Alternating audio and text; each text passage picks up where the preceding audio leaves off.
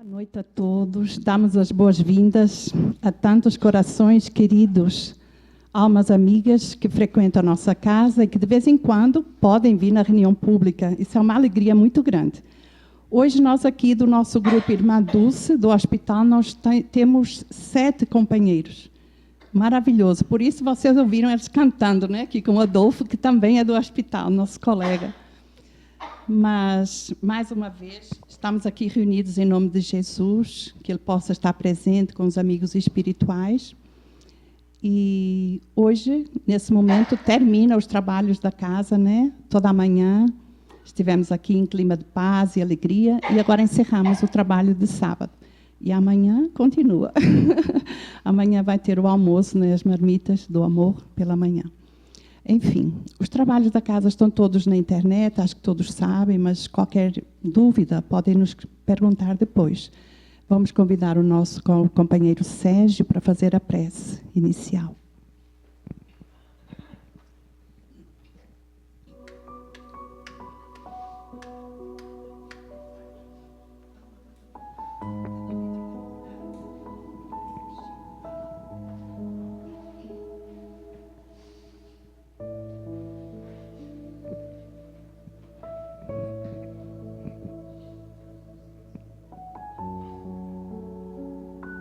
Jesus, nosso amigo de todas as horas, que bom estarmos aqui nesta noite. Como Isa deixou dito, com tantos corações a nos visitar, também, logicamente, nossos amigos do plano espiritual, nesta comunhão fraterna, onde vamos ter a música, a harmonia das notas, em nosso tratamento neste sábado, Senhor. Que os irmãos desencarnados que também estão conosco possam participar ativamente desta atividade que tão bem nos faz. A nossa casa sempre abre as portas para a música.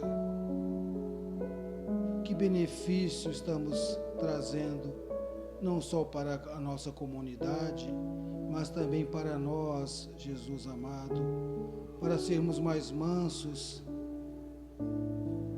mais fiéis ao Teu Evangelho. E que nesta noite, todos nós possamos receber de acordo com o nosso merecimento e, antes de tudo, em grande agradecimento a esses benefícios, Senhor.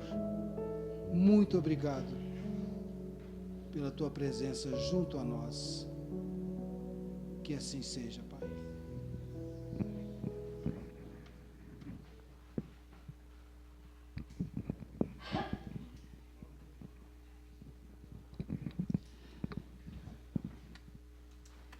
Prosseguindo, nós damos as boas-vindas a quem chegou agora, que se sintam muito bem, à vontade. E hoje nós temos a honra de ter o nosso companheiro Adolfo Cavalcante, que faz parte também do trabalho da musicoterapia no hospital do Grupo Irmã Dulce, e hoje vem nos falar sobre o título Uma Gota de Verdade. Tá? Obrigada por participar, viu? Seja muito bem-vindo.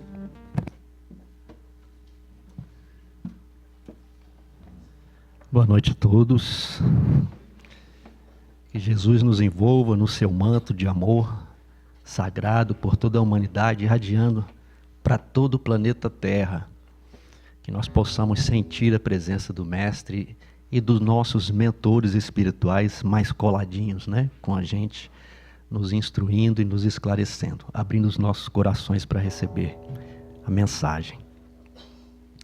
A mensagem de hoje eu extraí do livro Fonte Viva, Chico Xavier, psicografia do Espírito Emmanuel. A lição de número 37, que se intitula Na Obra Regenerativa. Então, Emmanuel vai falar para nós a respeito desse trecho de Paulo na carta a Gálatas, que diz assim: Irmãos, Se algum homem chegar a ser surpreendido em alguma ofensa, vós que sois espirituais, orientai-o com espírito de mansidão, velando por vós mesmos, para que não sejais igualmente tentados. Então, nesse trecho de Paulo, ele nos instrui para que nós orientemos ao irmão que está em erro, mas essa orientação tem que ser feita com o espírito de mansidão. E aí, antes mesmo de entrar aqui nos esclarecimentos de Emmanuel, eu me recordei de uma passagem na qual eu estava em viagem lá para Uberaba, junto com os nossos irmãos aqui, Isa, Sérgio Miller, Renatinho, e nos encontramos com o Eurípides Higino, né, que é o filho de Chico, e Ariston, nessa ocasião, ele me falou essa passagem, que é uma passagem de Chico, muito conhecida, vocês devem conhecer, né? E que Chico dizia assim: sempre que você for orientar alguém, seja de qualquer forma, ou um delito, ou simplesmente um esclarecimento, uma correção, faça isso, leve a verdade, mas é importante você medir a verdade com o amor com que você está levando essa verdade. E qual que era a medida?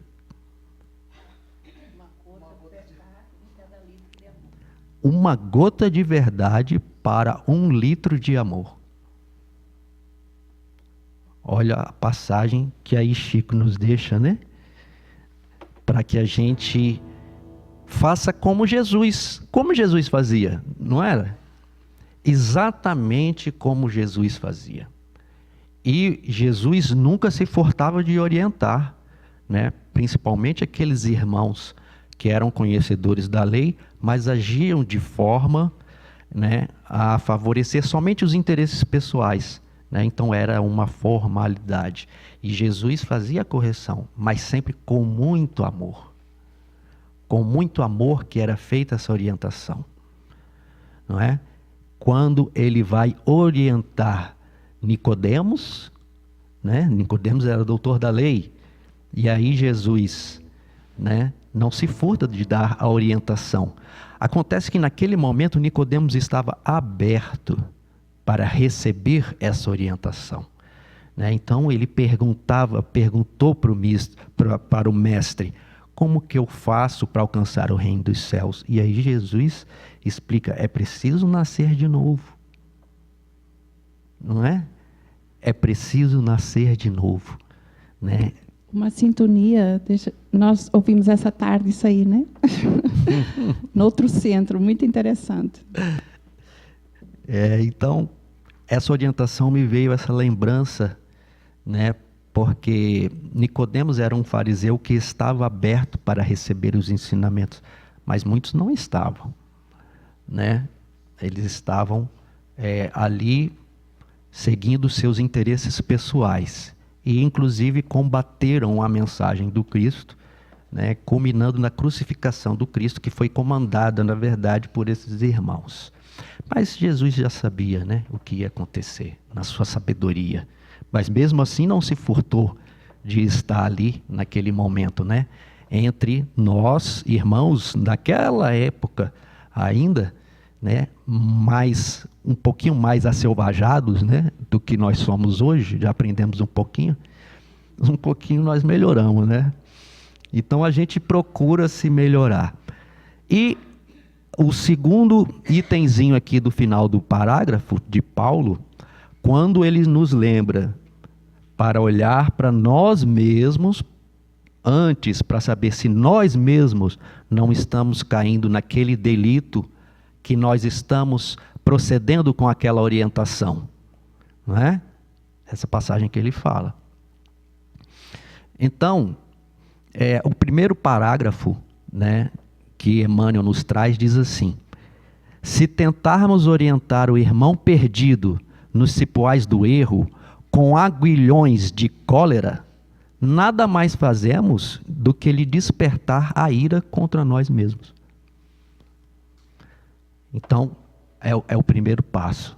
Então, a primeira coisa é quando você vai levar, né, porque é uma caridade, quando você tenta instruir alguém ou orientar alguém que está em erro. Isso é uma caridade que você está fazendo, né? Mas diante do acontecido, que às vezes pode ser até uma agressão contra você mesmo, nós costumamos reagir naquele momento, né? E aí, às vezes, a orientação ou o esclarecimento se dá de forma truculenta ou violenta. E aí você perde aquele momento, né? Então é preciso primeiro acalmar o coração, elevar o nosso pensamento, buscar a orientação do alto para que a gente, sintonizado e com amor, possa fazer, possa intervir, possa orientar, né? Sempre lembrando, né, do amor que a gente experiencia muitas vezes aqui na Terra, que mais nos aproxima do amor divino, que é esse amor de pai para filho, de familiares, de laços consanguíneos, onde é o ensaio, aonde a gente procura desenvolver esse sentimento, né? Então, a espiritualidade chegou agora aqui e falou no meu ouvido. Essa trova é de Lucano Reis e diz: remédio da humanidade com que Deus suprime a dor, uma gota de verdade em cada litro de amor. aí Lucano remédio, Reis. né? Que beleza. Estou para o Chico. É uma bênção, né? Então, eu gostaria de trazer agora uma música que fala sobre isso, da passagem, né, da carta de Paulo a Coríntios, né?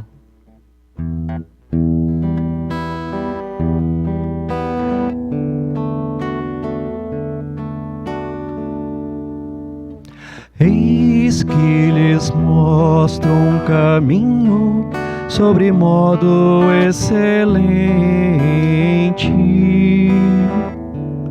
um caminho de amor, um caminho de amor.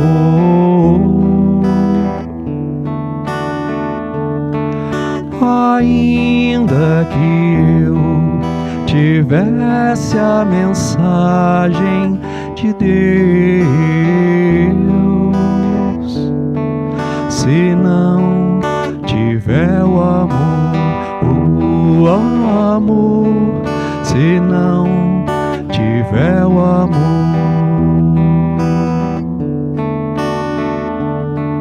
ainda que fale a língua dos homens e dos anjos,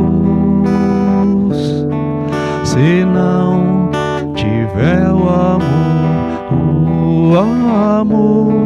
se não tiver o amor,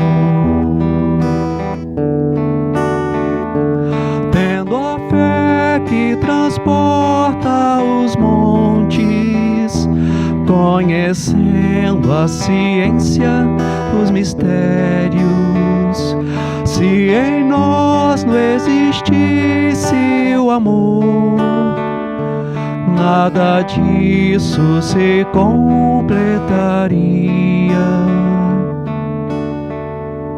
Se não fosse o amor, se não fosse o amor, se não fosse o amor.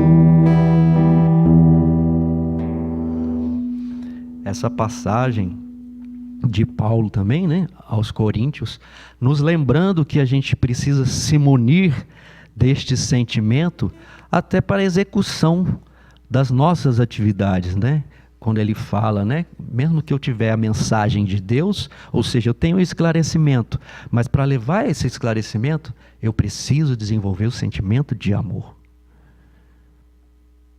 que eu fale a língua dos anjos ou dos homens, eu preciso desenvolver o sentimento. A busca pelo nosso desenvolvimento, né, pelo nosso progresso, é sempre em busca desse desenvolvimento, né, desenvolver os nossos sentimentos. E aí a gente se submete ao exercício, né, e é o exercício da caridade.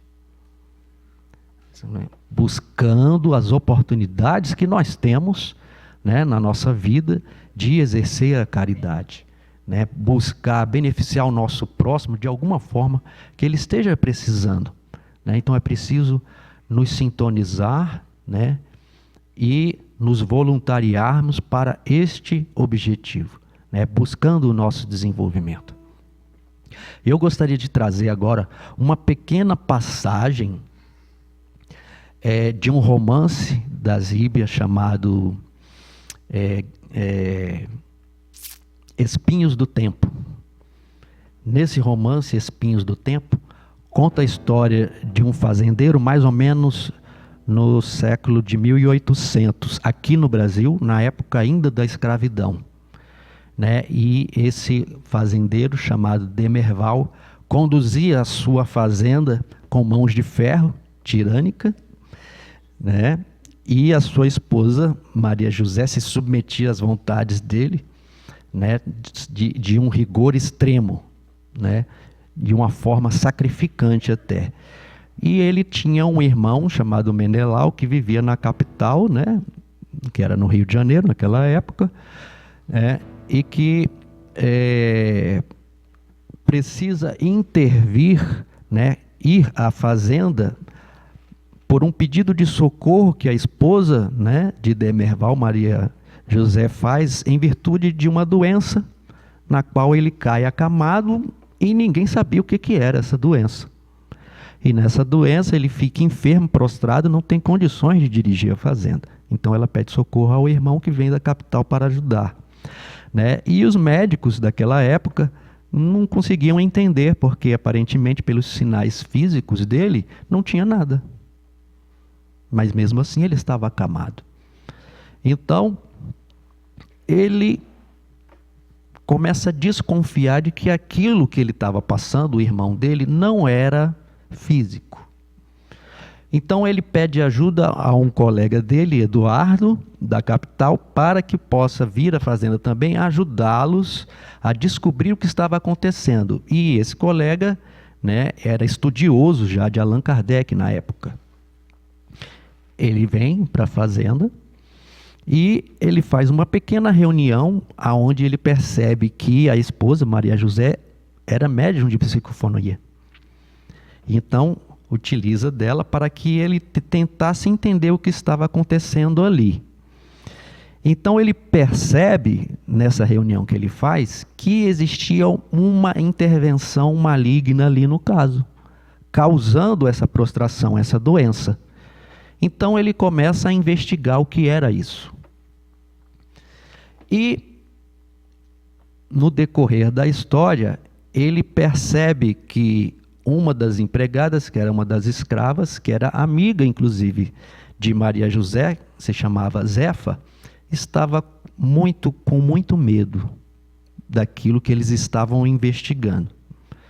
Então ele começa a investigar essa Zefa, né, e percebe que ela tinha um relacionamento com um escravo, né, que se utilizava dessas práticas, né, na linguagem deles que eles retratam no livro, mandingas, as mandingas, né, ou macumba, ou alguma coisa do gênero, né, que nada mais é do que uma associação com o espírito das trevas, né, para alcançar algum objetivo.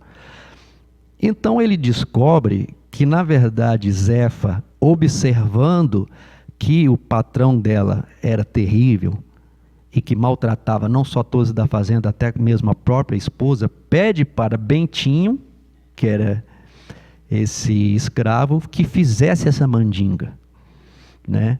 E a intenção dela não era pura, no sentido de que ela gostava e queria interceder em virtude da esposa. Ele descobre isso, né? E aí vai até Bentinho, né? Aí é que vem a relação com a nossa história, o nosso tema. Ele podia agir de uma forma, né, violenta, nesse caso, para aplicar-lhe a correção. Imagina a época, era um escravo. Ele poderia ir para o tronco, poderia ser executado ali, né? O dono de escravo tinha poder de vida ou morte sobre os escravos. Mas ele conversa com Maria José e fala: é melhor nós trazermos ele, Bentinho, para o nosso lado, do que criar um inimigo. Porque nós sabemos que mesmo que ele seja castigado ou até mesmo executado, o espírito permanece imortal. E ele já sabia isso como estudioso. O espírito é imortal. Você vai trazer para junto de você um inimigo. Então, antes de fazer um inimigo, faça um amigo.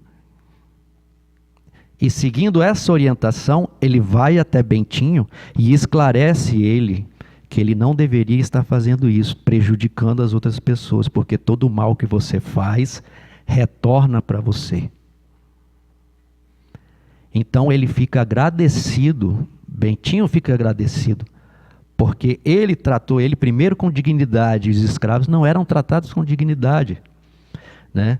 E então ele passa a ser um amigo da família. Ele retira, né, aquela mandinga, tira a mandinga, e o patrão volta, né, à saúde, apesar de que ele retorna do mesmo jeito, né? Mas eu não vou contar o resto da história não, para vocês lerem o livro. O livro é muito bom. Mas ele passa a ajudar a família naquele momento. Da onde ele poderia ser um inimigo, passa a ser um amigo da família. E no decorrer da história, ele ajuda a família em casos de saúde várias vezes, porque ele tinha muitos conhecimentos e era um médium poderoso. Então ele passa a ser um amigo da família, auxiliando a família no decorrer, né, de toda a história, né, até quando o irmão ele é capturado, preso, né, mas tem muita história pela frente. Aí vocês vão ler o livro, que é um maior barato. Mas enfim, essa é a essência do ensinamento. Naquele momento, chegou o exato momento em que ele deveria agir, intervir. E ele procura intervir com um sentimento de amor. Ele já era um estudioso de Kardec na época, até se relacionava por cartas com Kardec, né? E ele orienta, né, todos ali da família para que a medida fosse nesse sentido, né? E a família acata, né, e procura seguir esses passos. Então fica aí o sentimento, né, de amor, que foi executado com sucesso naquele momento. Mas continuando, eu gostaria de trazer agora uma música chamada Caridade.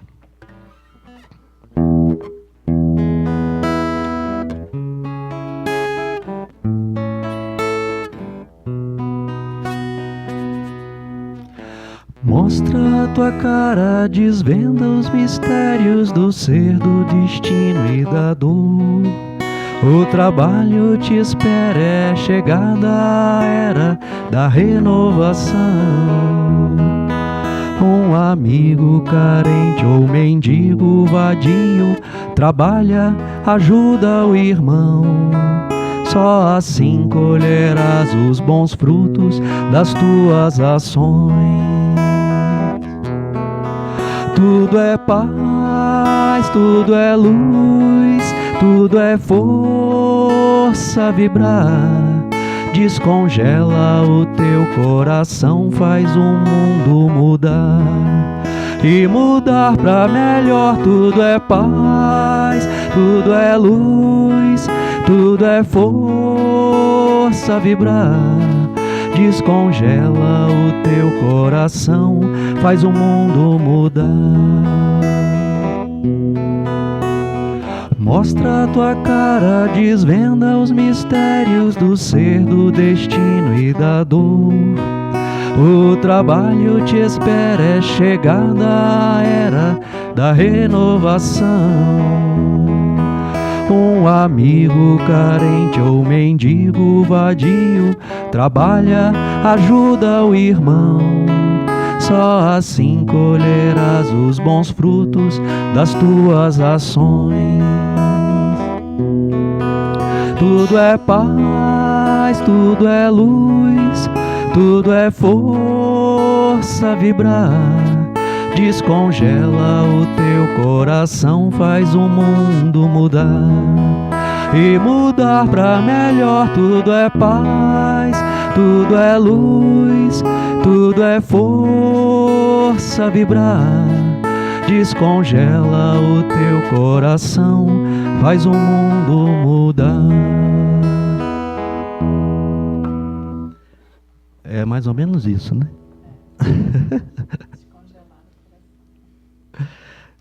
Ajuda o irmão, seja ele qual for. Independente da situação que ele está, procurando compreender. Porque, né, como diz a oração de São Francisco, onde houver ódio, que eu leve o amor. Aquele irmão que está em ódio, como você acha que ele vai te receber? Então, às vezes, não é fácil, né? Tanto é que, às vezes, o doente, ele precisa ser amarrado. Para você ver que não é fácil. Mas aquele sentimento de amor tem que superar, né? Então, nós temos que nos imbuir desse sentimento para ir adiante, levar, tentar ajudar. É claro que toda ajuda, toda orientação, todo esclarecimento, você faz da sua parte sem esperar o retorno, porque o retorno depende de cada um, né? Como nós procuramos orientar nossos filhos, não é verdade? Né? Procuramos ser tutores daquilo que é a nossa responsabilidade, mas eles vão seguir os passos de acordo com a vontade deles, né? Então você leva a orientação, busca utilizar esse amor para poder orientar, né? E aí ele é livre, como todos os espíritos, cada um de nós, todos os nossos irmãos, somos livres. Nós vamos decidir se quer seguir ou não. Entendeu? Mas isso também é uma orientação do sentido de que toda vez que você estiver na via pública, tratando com qualquer um dos irmãos, você pode utilizar desse artifício de colocar naquela pessoa um ente querido que você tem, para que você possa tratar ele com o mesmo amor, o mesmo carinho que você tem por aqueles que você ama. Isso facilita a sua vida. Vou dar um exemplo bem fácil, corriqueiro, né? No dia a dia, né? Você está dirigindo, aí vem o cara, vá, te fecha. Né? Então, qual a primeira coisa que vem na cabeça? Aí pensa que podia ser o seu pai velhinho ali, não é? É o seu pai velhinho ali, ó, dirigindo. Fez isso aí. Então, Deus abençoe, Deus ajude que ele possa enxergar que está fazendo coisa errada. Né? Então, esse é o sentimento, é um exemplo simples, mas que faz você refletir, né? E controlar, né? E tentar trazer isso para o seu dia a dia, né? No seu dia a dia. Aí, continuando aqui a explicação, que eu achei bem interessante de Emmanuel agora, ele diz assim: se aplaudirmos a conduta errônea, aprovamos o crime. Se permanecemos indiferentes, sustentamos perturbação.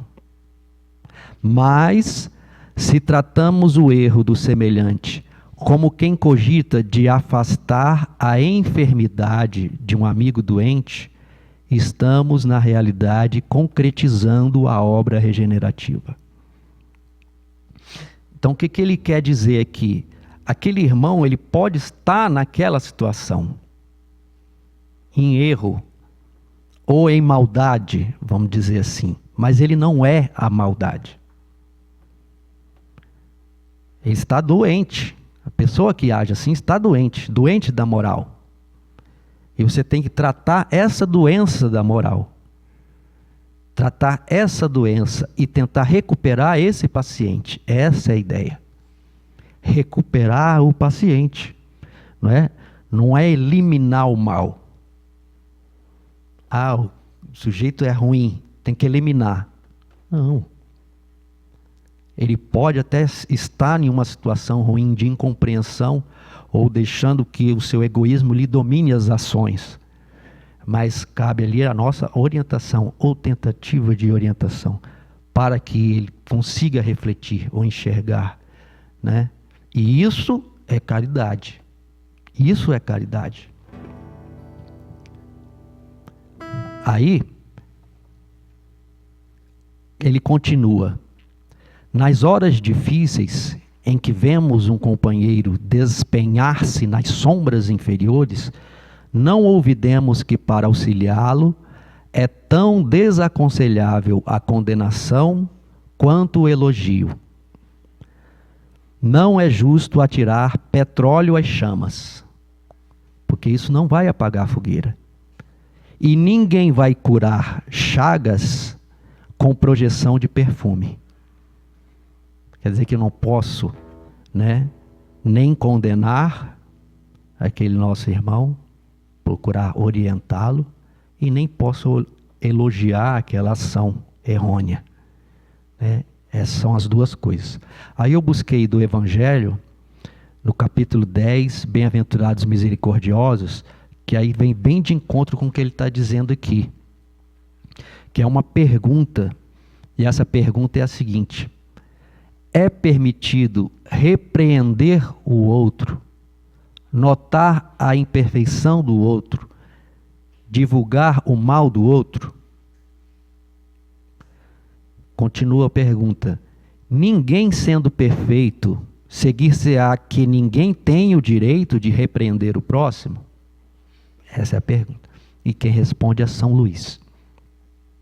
E ele diz assim: certamente que não é essa a conclusão a tirar-se, porquanto cada um de vós deve trabalhar pelo progresso de todos, e sobretudo daqueles cuja tutela vos foi confiada, que no caso, da responsabilidade familiar. Por isso mesmo, deveis fazê-lo com moderação, para um fim útil, e não, como a maior parte das vezes, pelo prazer de denegrir. Neste último caso, a repreensão é uma maldade.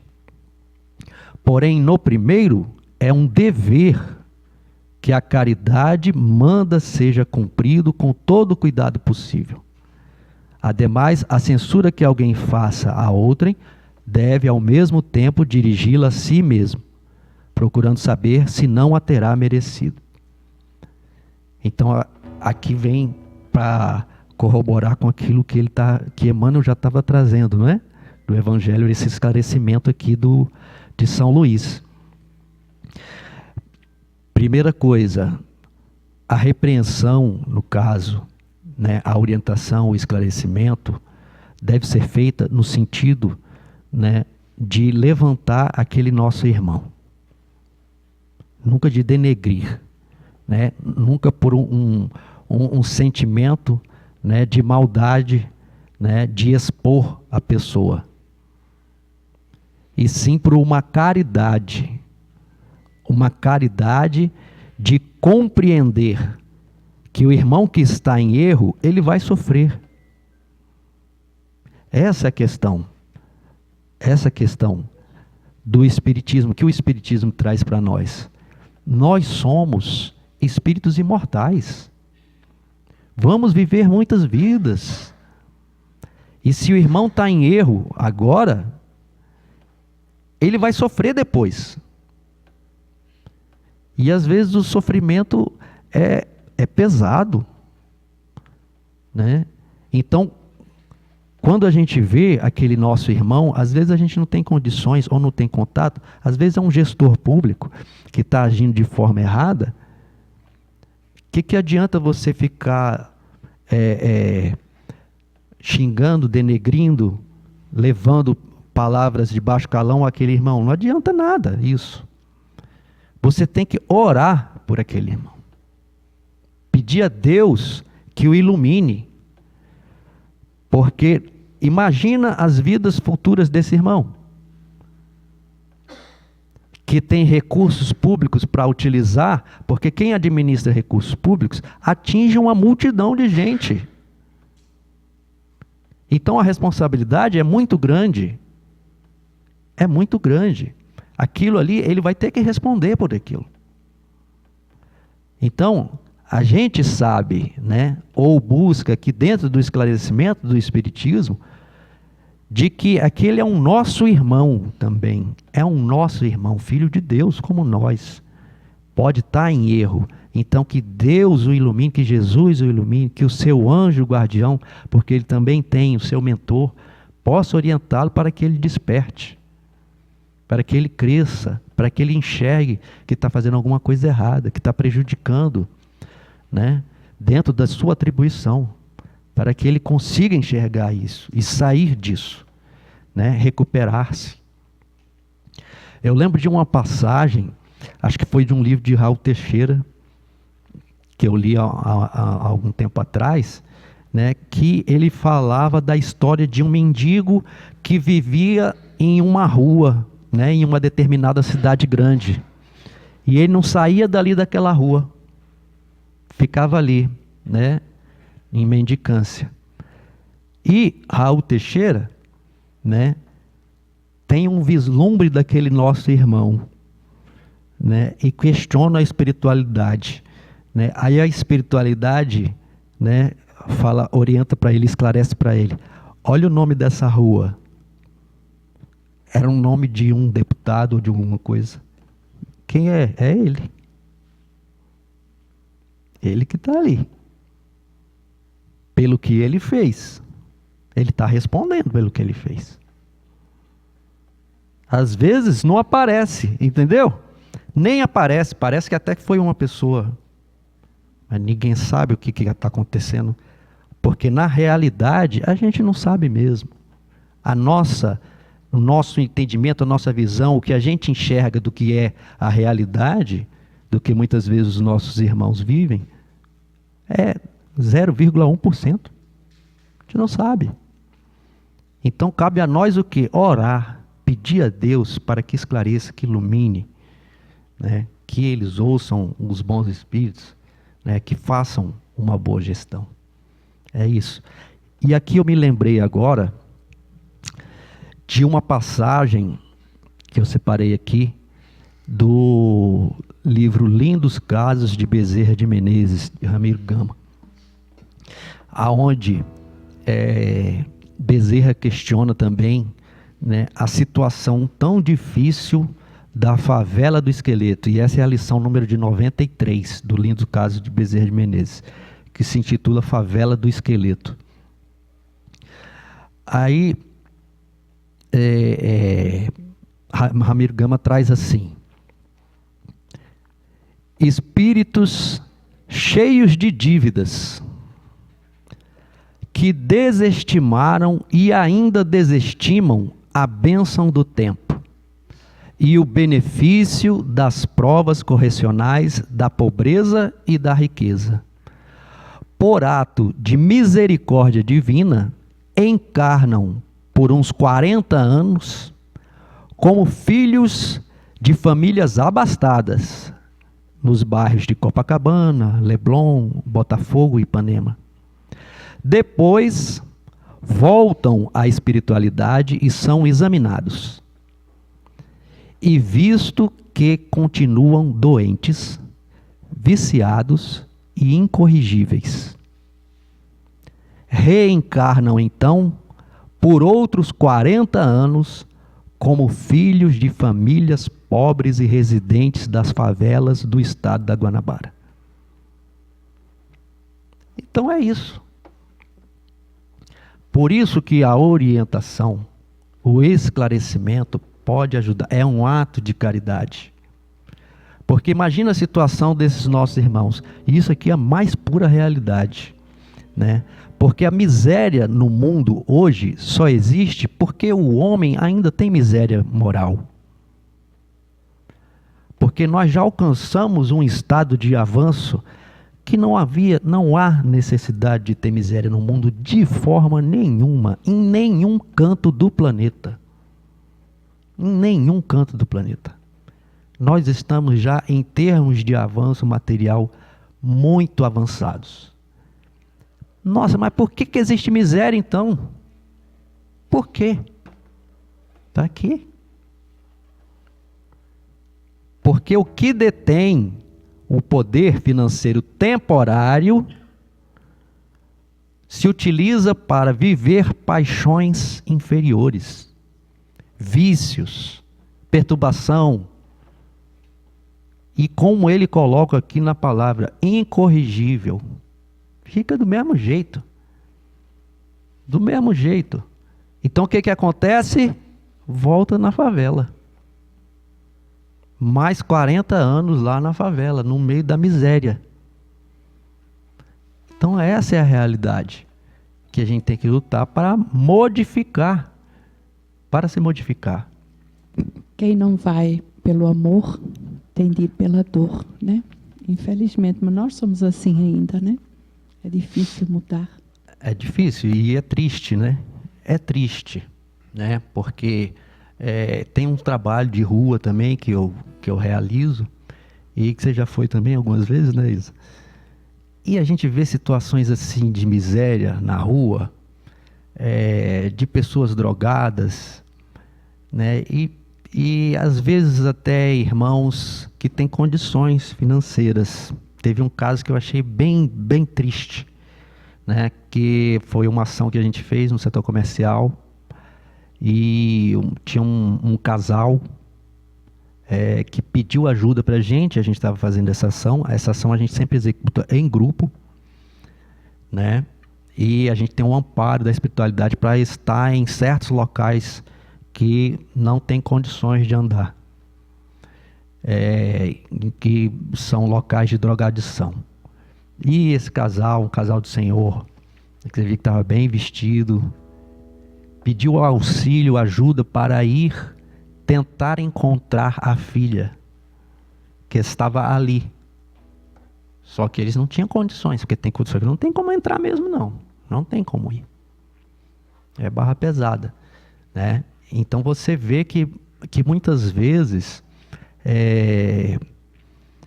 famílias que têm recursos, mas você vê que aquilo não é sinônimo de felicidade. Não é sinônimo de felicidade. Aí mais uma vez a necessidade da orientação, esclarecimento, evangelização. Nós temos evangelização. Leva os seus tutelados, como ele diz aqui, né? Leva os seus tutelados, pessoas que estão sob a sua responsabilidade desde o início, para a evangelização.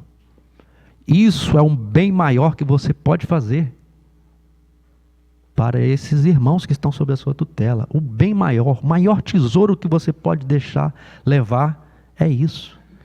Dar esclarecimento, conhecimento sobre tudo isso aqui, né? Conhecimento sobre Deus, sobre Jesus, sobre as bem-aventuranças, né? A reencarnação, a justiça divina, fé, tantas coisas que a gente pode pregar. Isso é um tesouro. Esse é o tesouro do esclarecimento. Então você tenta plantar essa semente, né? Porque infelizmente a gente vê que aonde as famílias são mais abastadas é mais afastado da religião, seja ela qual for. São mais materialistas, infelizmente, esse quadro. E às vezes é um quadro doloroso que chega no ápice, né, do sofrimento, como um caso desse que eu citei, né? Porque é uma realidade a drogadição, por um vazio que aquele ser sente. Vai buscar onde? Nas drogas, para ver se consegue sentir alguma coisa diferente, né? Então passa por esse sofrimento terrível, porque é terrível mesmo, né? O ser humano vai realmente para a sarjeta. É a coisa mais horrorosa, é muito feio mesmo, muito triste, muito triste. Então a orientação que você pode levar é essa. Eu gostaria de cantar uma música agora, em homenagem, né, ao nosso querido Bezerra de Menezes, né, portanto que ele nos trouxe, que nos orientou. Olhos cristalinos.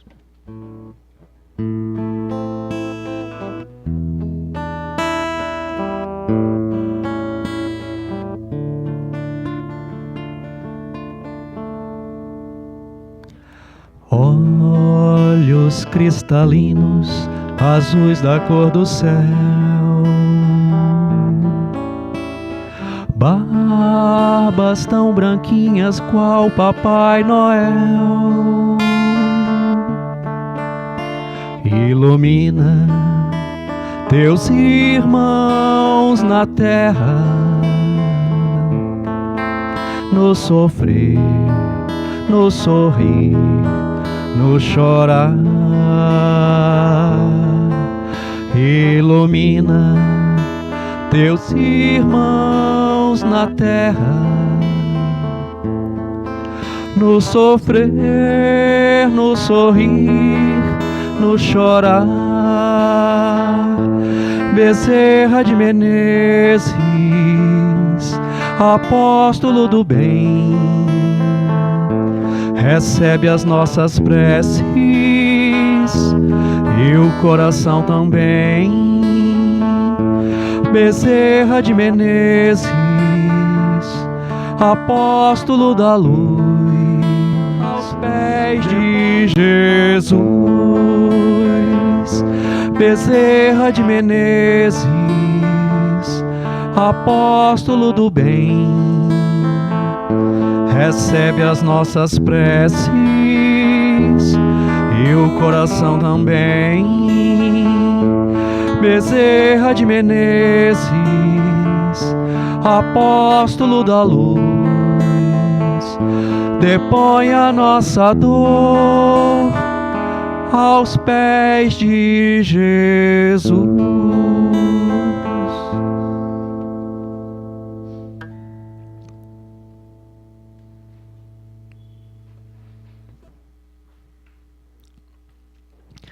Situemo-nos na posição do acusado e reflitamos se na condição dele teríamos resistido à sugestão do mal. Relacionemos as nossas vantagens e os prejuízos do próximo com imparcialidade e boa intenção. Aqui já nos finalmente aqui do nosso irmão Emmanuel, nos seus esclarecimentos, ele pede para a gente fazer essa análise íntima. Aqui vem bem de acordo com a educação dos pais, porque como é que você vai orientar o seu filho a fazer determinada coisa se você não faz? Ou como é que você vai orientar o seu filho a não fazer determinada coisa se você faz? Então essa é a primeira reflexão, né, que a gente tem que fazer, trazendo para nós, né? Então, eu até conheço vários casos bonitos de irmãos, né, que fumavam, mas que quando o filho nasceu, ele percebeu aquele mal, que muitas vezes ele percebe aquele mal que ele está fazendo para ele mesmo, mas por um amor maior que ele tinha pelo filho, ele deixou, para que não servisse de exemplo, que é uma coisa, estou trazendo uma coisa simples, né? Que você prejudica a sua saúde e que aí se começa desde pequeno, né? Mais difícil né? Porque aí vem, né? E de um ambiente que é normal, então muitas vezes prejudica aquela criatura que está ali sobre a sua tutela, que está iniciando uma encarnação. Então um exemplo simples, mas diante disso muitos outros, né? Como procurar medir as palavras, né? Usar um vocabulário mais digno, né? Menos vulgar. Isso também é uma coisa simples que se pode fazer, porque Se o filho está observando, você acha que ele vai falar como? Do mesmo jeito que você fala, não é isso? Então, não usar a palavra de baixo calão. Coisas simples que você pode fazer no dia a dia, na orientação. É a primeira orientação, o primeiro contato que você vai fazer, né? Não agir de forma intempestiva ou irracível diante de qualquer situação, explode, né? Ou age com violência, ou age com agressividade. Como é que você acha que você está plantando? Não adianta falar, aí tem que dar o exemplo. Aí tem que dar o exemplo, não é? Então tem que procurar. O primeiro ensinamento que você dá é o seu comportamento, porque você é o espelho, né, daquelas criaturas que estão ali sobre a sua tutela. Eles estão te observando, vão te seguir, né? Então, para onde você vai, qual é o seu ídolo, qual é o seu ideal, é uma forma de você mesmo procurar se burilar, se melhorar. Então, procurando se melhorar, aqueles que estão sob a sua tutela vão procurar seguir os seus passos. Isso é uma coisa natural. Aí, a sabedoria de Deus, porque nós, a humanidade, né, se reproduz, e aí aquele irmãozinho que está nascendo ali, né, estabelece um laço afetivo de amor, né, e os dois procuram se melhorar. E o esclarecimento que a gente recebe aqui é justamente para que a gente tenha a consciência disso, né? Porque procurando se melhorar, né, ou me esclarecendo daquilo que a doutrina espírita traz para nós, esses conhecimentos, né, eu vou ter um pouco mais de consciência. Vou pensar assim, a vida continua, não adianta. Qualquer coisa que você fizer aqui está registrado. Aí chega lá do outro lado, você vai ter que... Então eu preciso realmente procurar me melhorar. Mas por quê? Só por causa disso? Não. Porque eu sei que esse é o caminho da felicidade. Esse é o caminho da minha felicidade. Não é? Porque você se melhorando, se tornando uma pessoa melhor, né, mais iluminado, você é mais feliz. É natural, é isso. Até o mesmo desprender-se da matéria, isso te torna mais feliz, porque o indivíduo que é preso à matéria, ele é escravo. Então ele acha que aquilo ali é a felicidade, e não é. Então isso liberta a criatura, porque ela tem consciência, né? E existem uma felicidade, um prazer muito maior do que esse aqui do terra a terra. Então eu vou procurar me desenvolver, crescer, amar, ser feliz. Essa felicidade real, que não é passageira. E para concluir a nossa palavra, o final, Emmanuel diz assim: de outro modo, será sempre fácil zurzir e condenar, para cairmos com certeza nos mesmos delitos, quando formos por nossa vez visitados pela tentação. Porque a cada um vai ter que responder, não é? E para concluir, eu gostaria de cantar uma música também, chamada Rastros na Areia.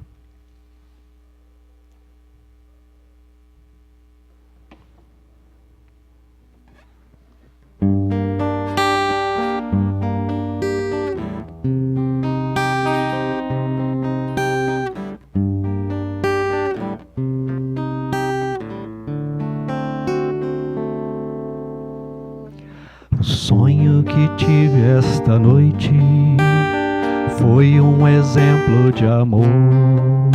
Sonhei que na praia deserta eu caminhava com nosso Senhor. Ao longo da praia deserta quis o Senhor me mostrar cenas por mim esquecidas de tudo que fiz nesta vida, Ele me fez recordar cenas das horas felizes, que a mesa era farta na hora da ceia. Por onde eu havia passado, ficaram 2 pares de rastros na areia. Então o Senhor me falou, em seus belos momentos passados, para guiar os seus passos, eu caminhava ao seu lado. Porém minha falta de fé tinha que aparecer quando passavam as cenas das horas mais tristes de todo o meu ser. Então ao Senhor reclamei, somente 2 rastros ficou. Quando eu mais precisava, quando eu sofri e chorava, o Senhor me abandonou. Naquele instante sagrado, Ele abraçou-me dizendo assim: usei a coroa de espinhos, morri numa cruz e duvidas de mim. Filho, esses rastros são meus, ouça o que eu vou lhe dizer. Nas suas horas de angústias, eu carregava você. Filho, esses rastros são meus, ouça o que eu vou lhe dizer. Nas suas horas de angústias, eu carregava você. Não é isso? Mais ou menos isso, né? Então que Jesus possa nos abençoar, como nós vemos aqui na canção, né? Ele nos carrega no colo, né? A gente tem que querer. A gente tem que querer, né? Mas Ele sempre está aqui de braços abertos para nós, e que nós possamos imitá-lo, né? Com o seu litro de amor, né? Porque Ele não era 1 litro, né? Era um mundo de amor, né? Então que Jesus nos abençoe agora e sempre.